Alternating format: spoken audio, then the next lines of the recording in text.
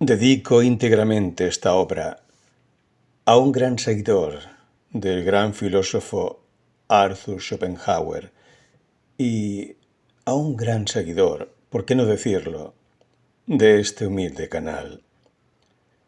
Esta obra va íntegramente dedicada a nuestro querido y respetado amigo Florín. El ajetreo en la vida.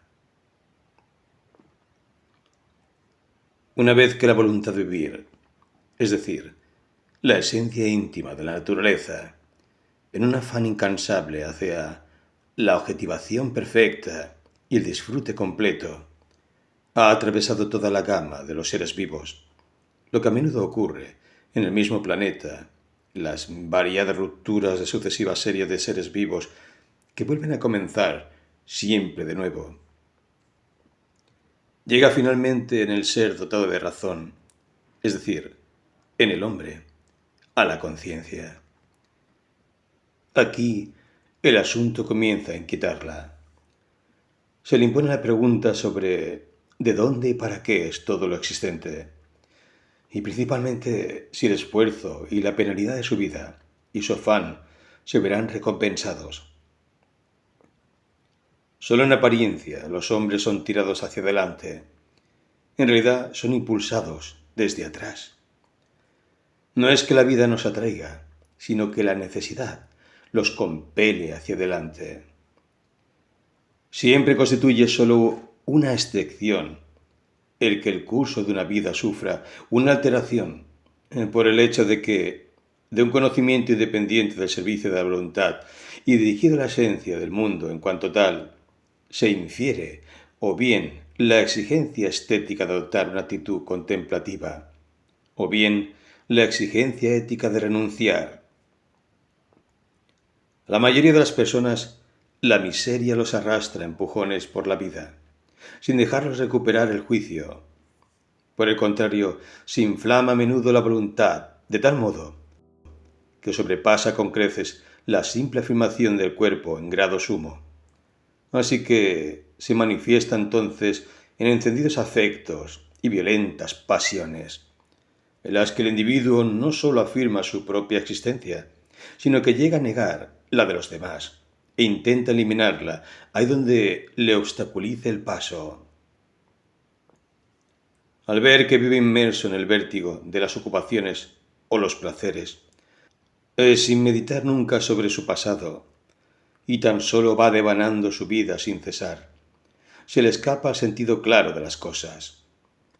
Su alma se convierte en un caos, y cierta confusión irrumpe en sus pensamientos, como mostrará pronto lo abrupto, fragmentario y, por decirlo así, despedazado de su conversación.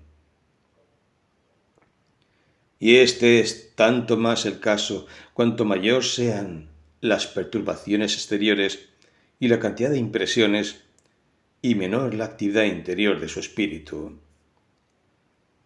La vida, con sus contrariedades pequeñas, medianas y realmente grandes, las de cada hora, cada día, cada semana, cada año, con sus esperanzas defraudadas y sus incidentes accidentales que frustran cualquier planificación, porta de manera tan clara el sello de algo de lo que ya no tendremos ganas, que resulta difícil comprender cómo es posible que no nos hayamos percatado de ello y nos hayamos dejado convencer de que la vida está ahí para ser disfrutada con agradecimiento y que el hombre existe para ser feliz. Y es que, antes bien, este continuo engaño y desengaño, así como la cualidad general de la vida, se presentan como algo destinado a propósito a despertar el convencimiento de que nada vale nuestro afán, nuestro esfuerzo ni nuestra lucha, que todos los bienes son nimios.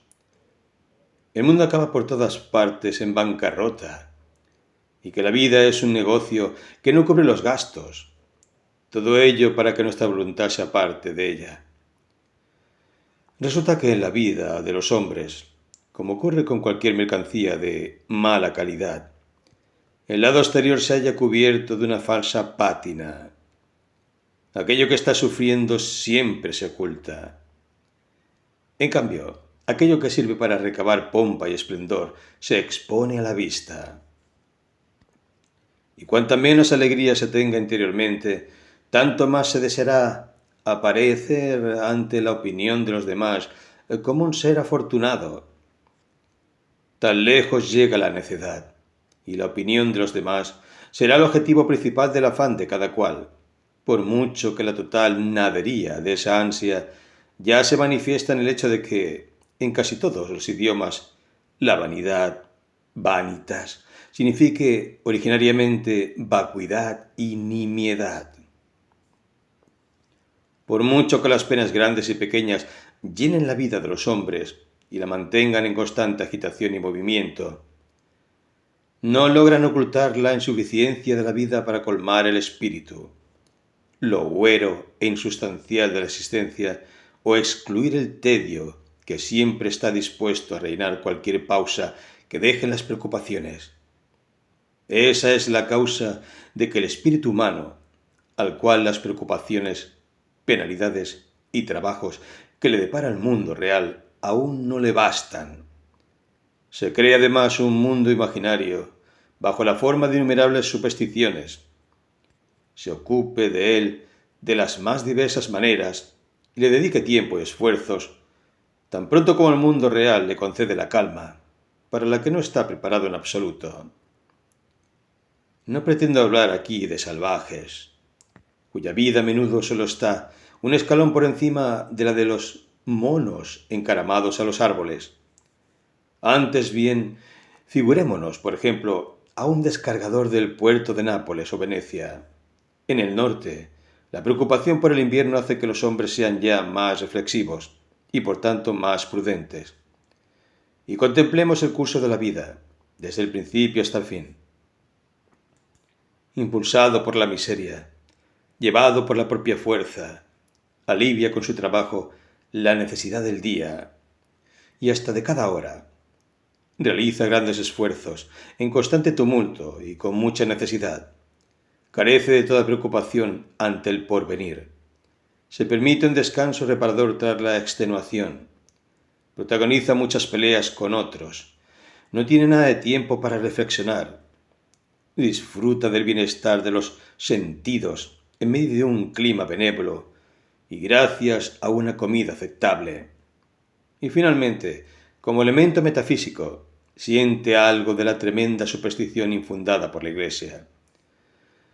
En total, vive en un estado apenas consciente en el que se deja llevar, o mejor dicho, en el que se ve arrastrado. Este sueño confuso y agitado constituye la vida de millones de personas. Con tales ejemplos, se hace evidente que hay una desproporción entre los esfuerzos y las penalidades de la vida y la utilidad o ganancia de la misma. Pero, de hecho, cuando en momentos favorables se contempla de forma del todo objetiva el obrar y actuar de los hombres en la realidad, entonces uno siente la convicción intuitiva de que no solo es y permanece siempre lo mismo según las ideas platónicas, sino que la generación actual, en virtud de su verdadero núcleo, en el plano sustancial, es prácticamente idéntica a la precedente. Solo falta saber en qué consiste ese núcleo.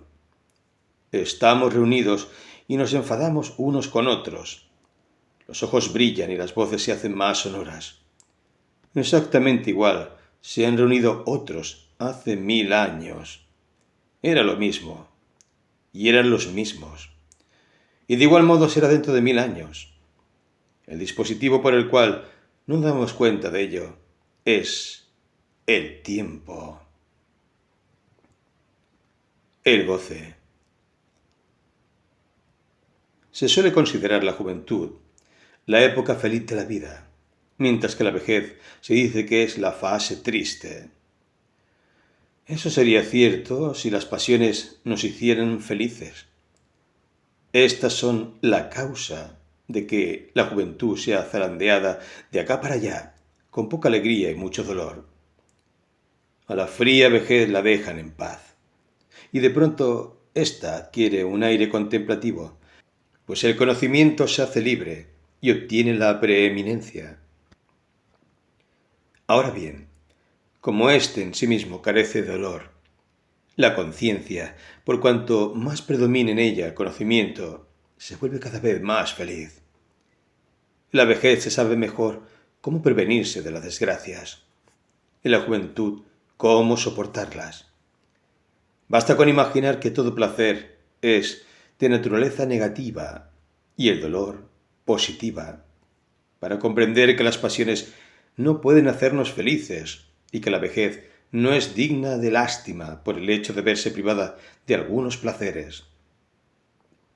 Pues cada placer no consiste sino en silenciar una necesidad.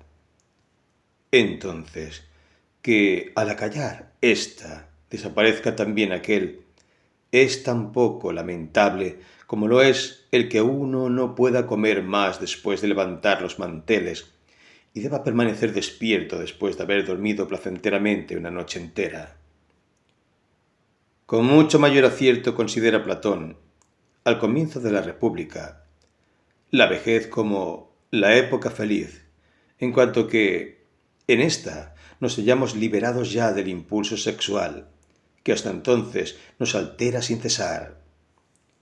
Incluso podría afirmarse que los variados e innumerables antojos que el impulso sexual genera y las afecciones que de ello resultan producen una constante y suave locura en el hombre, mientras se encuentre bajo la influencia de esta pulsión o este demonio, del cual se haya siempre poseído. De modo que sólo tras la disolución de dicho impulso se vuelve completamente razonable. Sin embargo, uno se lamenta de la ausencia de alegrías en la vejez y se queja de que le están vedados muchos placeres. Cada placer es relativo, pues no es sino la mera satisfacción, el emudecimiento de una necesidad.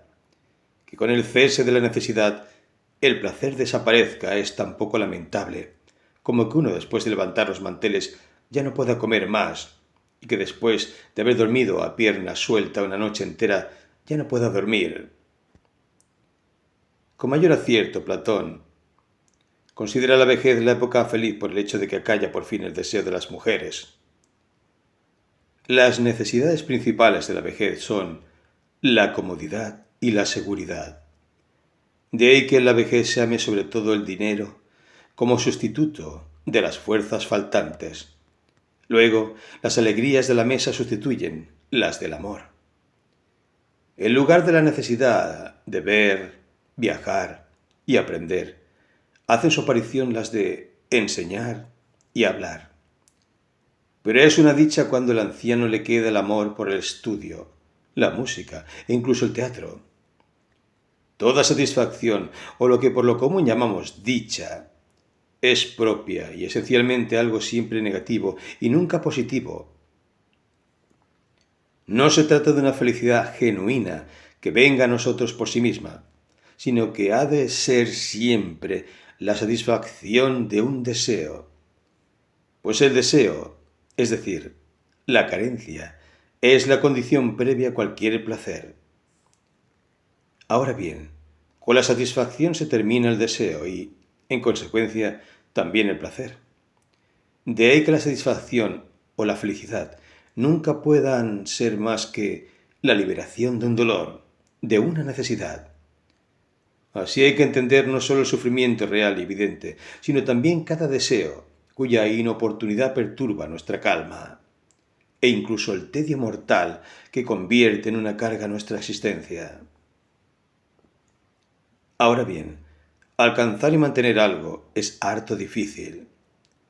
Cada intención se topa con un sinfín de dificultades y esfuerzos y a cada paso se suceden los obstáculos.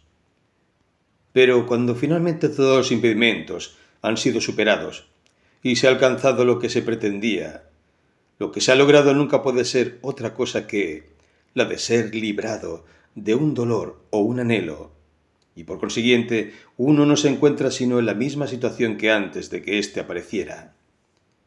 Únicamente la carencia, esto es, el dolor, nos es dado siempre de manera inmediata, pero la satisfacción y el goce solo podemos reconocerlos por la forma mediata, por el recuerdo del dolor y la privación precedentes, que cesaron con su aparición.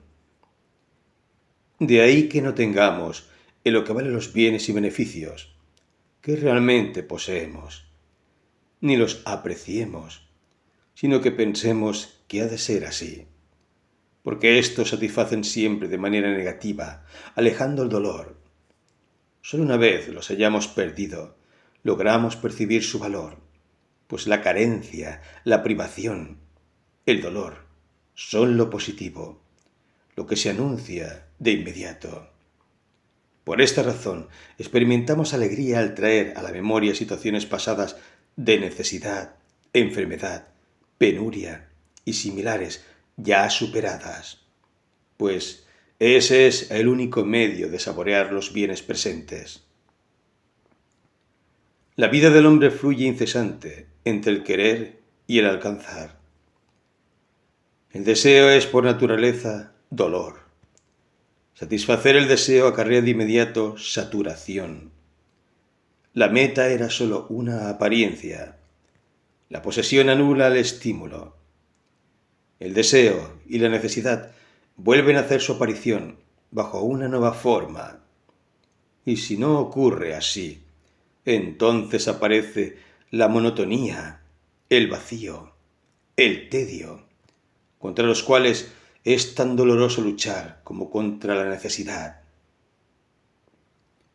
Que el deseo y la satisfacción se sucedan uno tras otro, sin mucha dilación ni gran intervalo, reduce el dolor que ambos nos producen a la menor escala y hace la vida más feliz.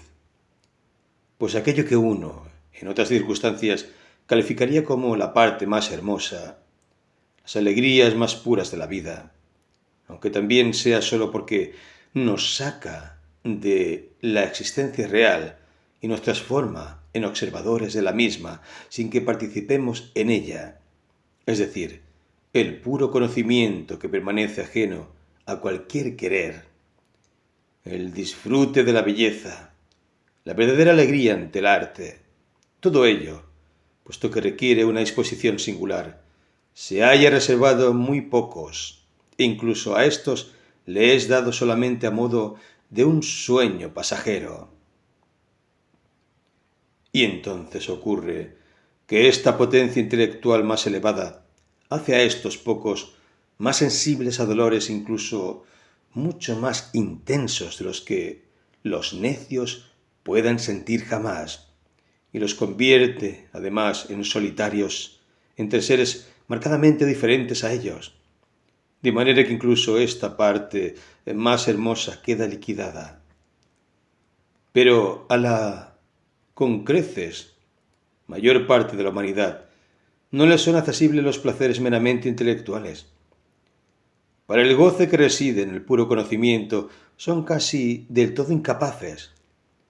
Están por completo remitidos al querer.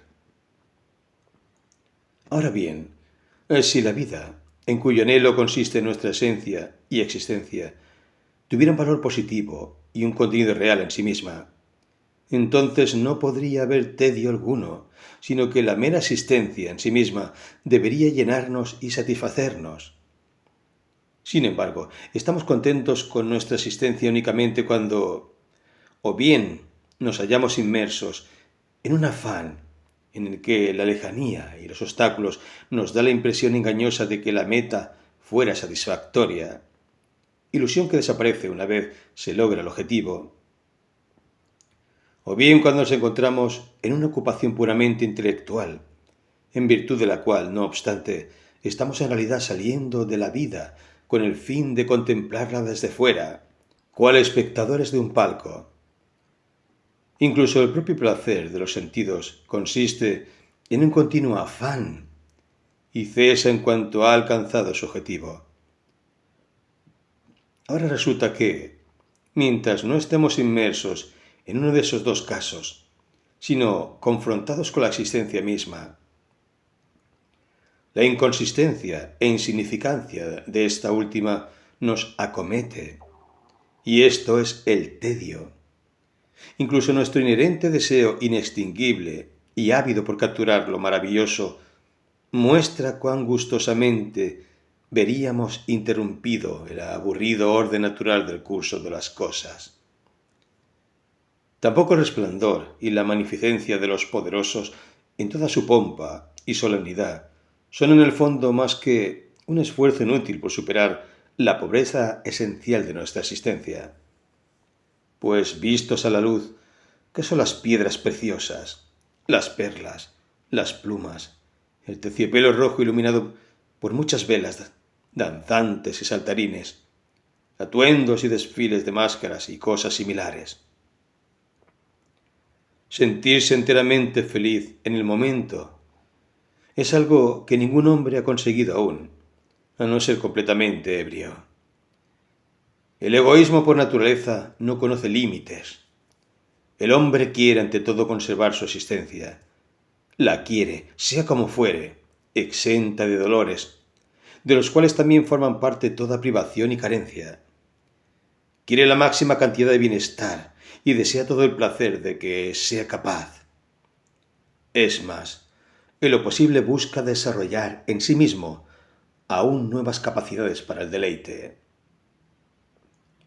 Todo cuanto se opone al afán de su egoísmo despierta su irritación, su ira, su odio, y pretenderá aniquilarlo cual a un enemigo. Quiere, a ser posible, saborearlo, tenerlo todo. Pero dado que eso es imposible, al menos quiere controlarlo todo. Todo para mí, nada para los demás. He aquí su lema. El egoísmo es colosal, domina el mundo. Sin embargo, es cierto que la vida no está ahí propiamente para ser saboreada, sino soportada, resuelta. Esto también lo recogen numerosas expresiones, tales como degere vitam, vitam defungi, pasar la vida, sobrellevar la vida. El giro italiano, si scampa così, uno va tirando. O las expresiones alemanas, hay que seguir tirando y ya se las arreglará solo en el mundo, y otras similares. La felicidad. Lo que enturbia e incluso convierte en desgraciada lo que resta de la primera mitad de la vida, que tiene tantas ventajas frente a la segunda, es decir, la juventud, no es sino la búsqueda de la felicidad, desde la firme convicción de que debería hacer su aparición en la vida. Por ahí entra la esperanza tantas veces decepcionada, y con ella el descontento. Engañosas imágenes de una felicidad soñada e indeterminada se nos vienen a la mente bajo formas escogidas a capricho, y buscamos en vano su modelo arquetípico. Por tanto, si el carácter de la primera mitad de la vida estriba en la aspiración insatisfecha a la felicidad, el de la segunda consiste en el miedo a la desgracia, pues con ella ha entrado más o menos claramente la conciencia de que toda felicidad es quimérica, mientras que el sufrimiento es real. Entonces, al menos por parte de los caracteres de mayor raciocinio, se aspira más a una simple ausencia de dolor y un estado imperturbable que al placer. En consecuencia, la segunda mitad de la vida, al igual que la segunda etapa de un movimiento musical, contiene menos brío, pero más calma que la primera, lo cual se basa en definitiva en el hecho de que durante la juventud se piensa que en el mundo hay no sé qué bienes y dichas que encontrar, si bien son difíciles de alcanzar. Mientras que en la vejez uno sabe que no hay nada que hallar. Es decir, al estar por completo apaciguado, se disfruta el momento soportable e incluso se experimenta alegría por cosas pequeñas. Pues él, el optimismo, nos presenta la vida como un estado deseable y la felicidad humana como su objetivo principal. Partiendo de ello, cada cual cree tener el más legítimo derecho a la felicidad y el placer. Ahora bien, si no los logra, como suele ocurrir en realidad, entonces cree que está siendo víctima de una injusticia. Es más, que no consigue realizar el objetivo de su existencia, cuando es mucho más correcto considerar como meta de nuestra vida el trabajo, la carencia, la necesidad y el dolor, coronados por la muerte, al igual que lo hacen el brahmanismo, el budismo y el auténtico cristianismo, pues son los que conducen a la negación de la voluntad de vivir. Solo hay un error innato, y consiste en que creamos que estamos aquí en el mundo para ser felices. Nos es innato porque coincide con nuestra existencia misma, y toda nuestra esencia es precisamente solo una paráfrasis suya. En efecto, nuestro cuerpo es su monograma, pues no somos sino voluntad de vivir, y la sucesiva satisfacción de todos nuestros deseos es lo que se designa con el concepto de felicidad. En cuanto perseveremos en este error innato, y lo veamos incluso reforzado por dogmas optimistas, nos parecerá que el mundo está lleno de contradicciones, pues a cada paso, en lo grande y en lo pequeño, hemos de darnos cuenta de que el mundo y la vida en modo alguno han sido concebidos para mantener una existencia feliz. Todo en la vida da testimonio de que la felicidad terrenal está destinada a ser frustrada o reconocida como una ilusión. Las disposiciones para ello están arraigadas en lo más profundo de las cosas. Por consiguiente, la vida de la mayoría de los hombres se antoja sombría y corta. Los comparativamente felices lo son, por lo general, solo en apariencia, o bien representan, como quienes alcanzan la longevidad, infrecuentes excepciones. Era menester dejar abierta la posibilidad, en calidad de señuelo, de convertirse uno mismo en tal excepción. La vida se presenta como un fraude continuado, tanto en lo grande como en lo pequeño. Si la vida promete algo, no lo cumple, a no ser para mostrar cuán poco deseable era lo deseado. Así nos engaña ya la esperanza, ya lo que es esperado. Se nos ha dado una cosa, era para llevarse otra. Todo lo que estas consideraciones deberían dejar claro, a saber, la imposibilidad de una satisfacción duradera y la negatividad de toda felicidad, encuentra su explicación en aquello que fue dicho al final del segundo libro, es decir, que la voluntad, cuya objetivación es la vida humana, al igual que cualquier fenómeno, constituye un afán carente de objetivo y fin.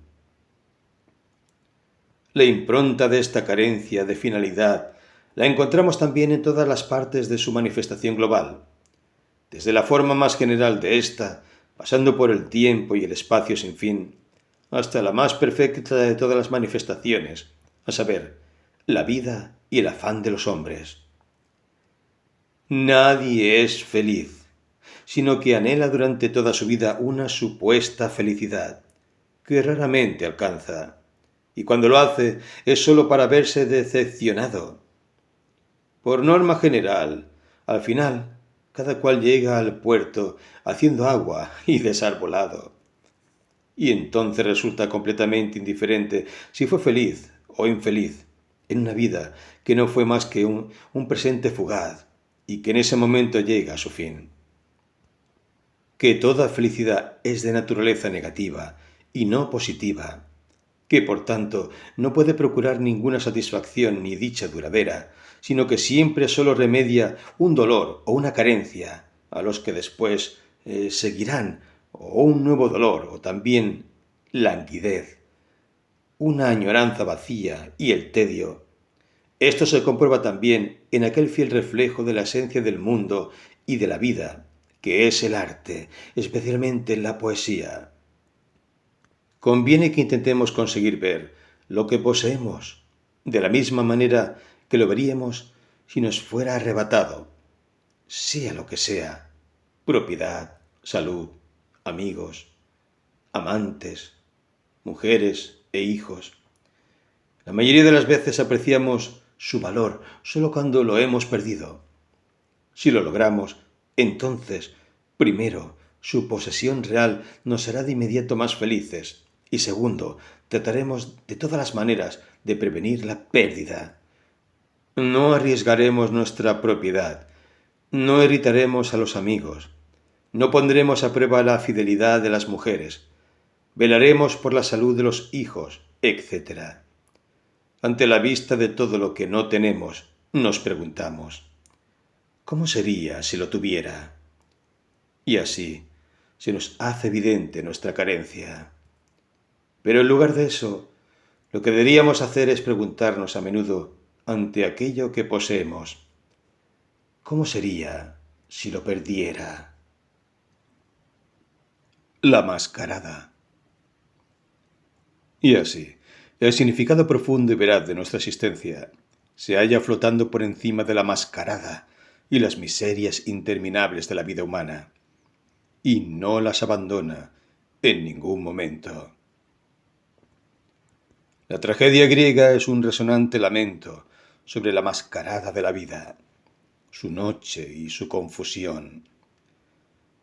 Sobre este suelo jamás podrán crecer felicidad y paz, ni siquiera cumplirse el propio deber. Incluso quien busca lo mejor comete un delito a pesar de su buena voluntad. Solo una cosa vemos, al margen del poder que ejerce el destino: la voluntad misma. Y en la conciencia del espectador surge, desde la noche, la comprensión de que ningún objeto de la voluntad, sino solamente la voluntad misma, existe en verdad. La vida del individuo, cuando se contempla en general y en su totalidad, tomando en consideración solo los rasgos significativos, representa prácticamente siempre una tragedia. Pero, si descendemos a los detalles, adquiere el carácter de una comedia, pues el vaivén y los esfuerzos diarios, las chanzas del momento, los deseos y los temores de la semana, los incidentes de cada hora, frutos de un azar ansioso de hacernos malas pasadas, todo ello, en fin, son clamorosas escenas de comedia. Por los deseos jamás colmados, los anhelos frustrados, las esperanzas pisoteadas de manera inmisericordia por el destino, los innumerables errores de la vida entera, con creciente dolor, y la muerte, al final, nos dan siempre la imagen de una tragedia.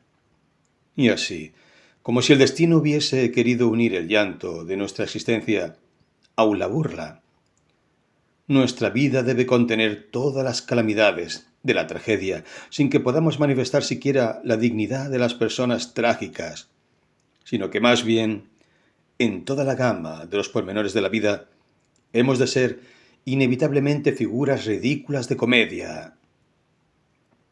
Si, como he dicho, la vida humana, contemplada en su conjunto, muestra las características de una tragedia, y vemos que, por norma general, no es otra cosa que una serie de esperanzas abortadas, proyectos frustrados y errores reconocidos demasiado tarde, y que con respecto a la existencia cantan su verdad estos tristes versos.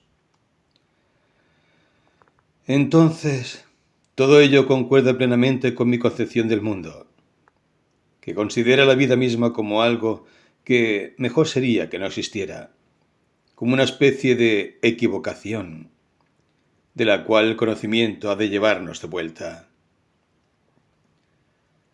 Una vez que Schopenhauer salió a pasear en una noche estrellada, con su posterior biógrafo Wiener, puesto que veía a Venus brillar más intensamente que de costumbre, hizo referencia a las almas que Dante situaba en esta estrella como en un lugar de peregrinación.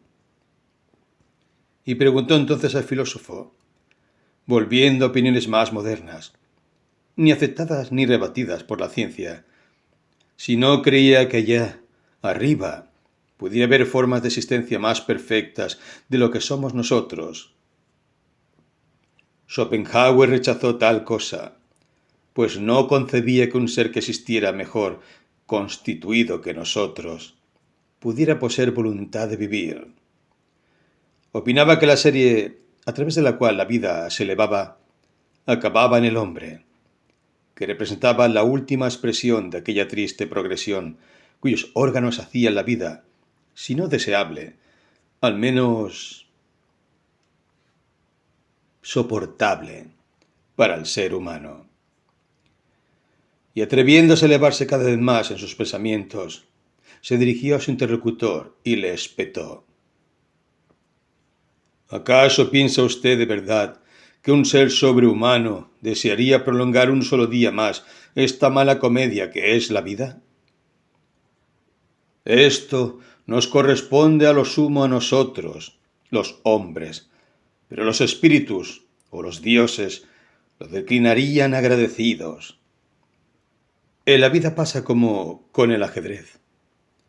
En ambos trazamos ciertamente un plan, pero este queda total y completamente subordinado por aquello que, en el ajedrez, se le antoja hacer a nuestro adversario, y en la vida, al destino.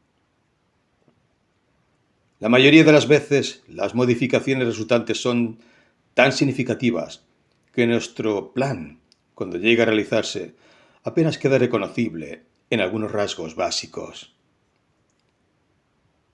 La vida es sueño. Lo que la historia cuenta es, de hecho, tan solo el largo, pesado y confuso sueño de la humanidad. La vida y los sueños son páginas de un mismo y único libro. La lectura progresiva es lo que se llama vida auténtica. Pero cuando la respectiva hora de lectura, el día, llega a su fin y viene el momento de descansar, entonces, a menudo, hojeamos el libro de manera inútil y abrimos sin orden y concierto una página aquí o allá. Ora es una página ya leída, ora otra que aún no conocemos, mas siempre del mismo libro. Según lo dicho, la vida puede considerarse un sueño y la muerte el acto de despertar.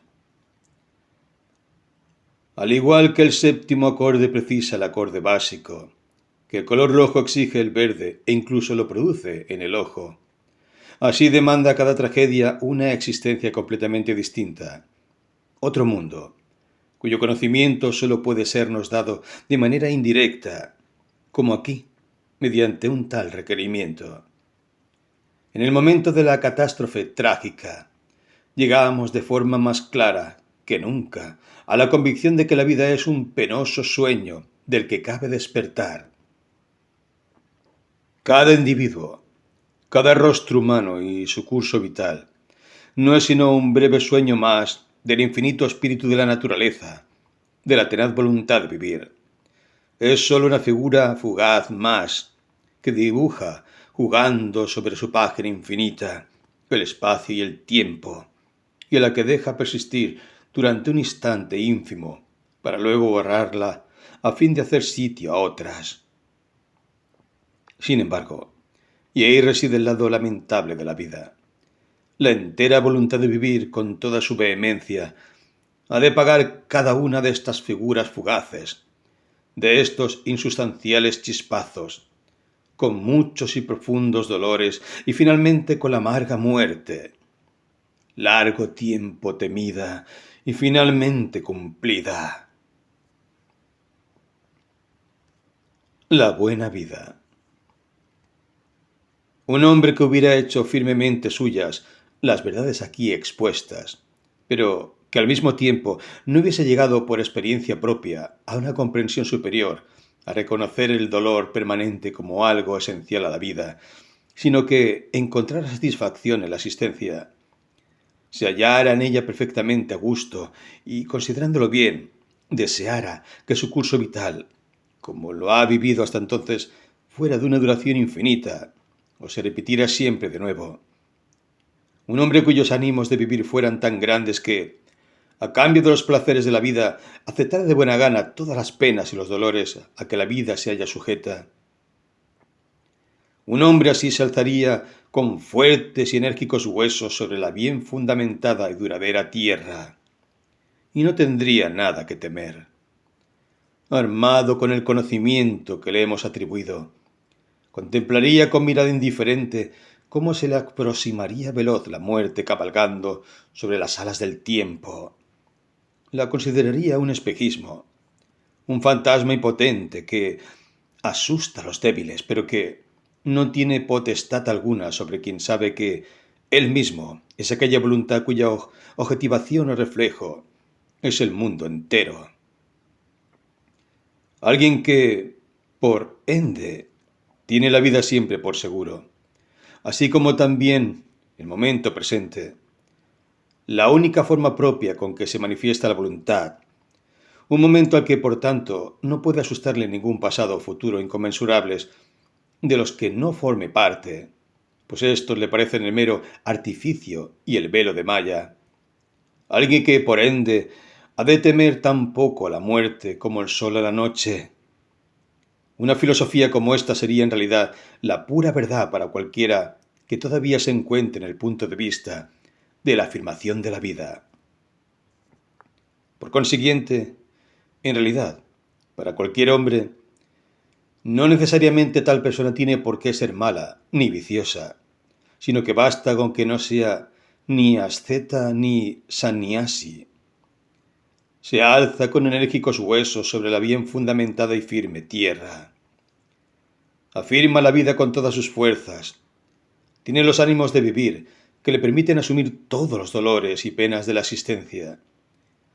Y su filosofía le ha enseñado a contemplar con indiferencia cómo la muerte se acerca sobre las alas del tiempo, cual un espejismo o un fantasma impotente que no le incumbe en nada, pues sabe que de la misma forma que ahora existe, para él, en el momento presente, así ha de ser siempre, ya que es la forma más íntima de la manifestación de la voluntad, razón por la cual ya no le asustan ni el futuro ni el pasado infinitos, en los cuales él no existiría, y que tan solo son falsas ilusiones y artificios de maya. Es primero en este punto de partida donde Krishna coloca a Arjuna cuando éste se halla a punto de desfallecer, como antaño Jerjes a la vista de los ejércitos preparados para el combate. En este punto se encuentra también el Prometeo de Goethe.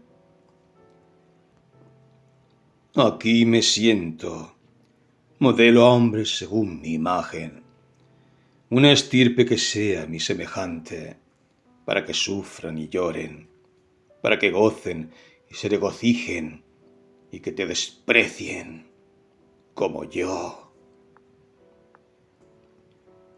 Nada puede servir más para la paciencia en la vida y soportar con serenidad a los males y a los hombres que un recuerdo budista de este tipo.